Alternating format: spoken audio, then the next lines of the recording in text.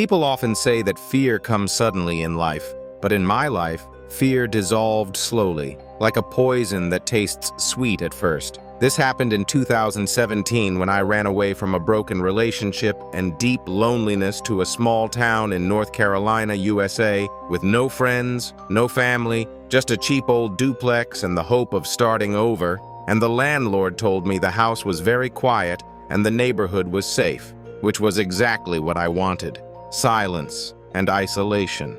But on the very first night, I felt that the silence inside this house was too heavy, as if someone was deliberately holding their breath. And every night at exactly 3:03 a.m., my sleep would break without any reason. No dream, no sound, just a strange uneasiness. And I would notice that my bedroom door was slightly open, even though I had closed it completely. At first I ignored it, thinking it was just my imagination, but by the third week I realized the house reacted to my emotions. When I cried, the floor made soft creaking sounds. When I felt angry, the kitchen light turned on by itself, and when I tried to stay strong, the entire house became unnaturally cold, as if it was offended.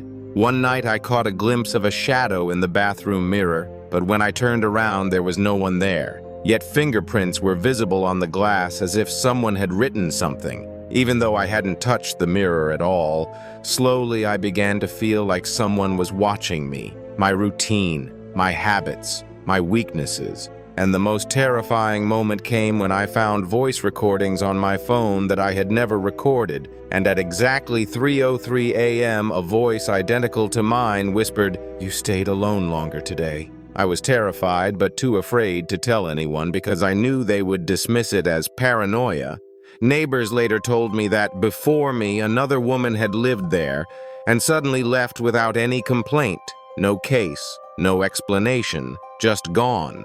And after that, I started having dreams of a woman sitting inside the same house, staring out toward the lake, waiting for someone who never came. And in every dream, she looked at me and smiled as if relieved, as if she had chosen me. During the final week, I barely recognized myself. My reflection in the mirror moved a second late. My voice in recording sounded calmer and colder than my own.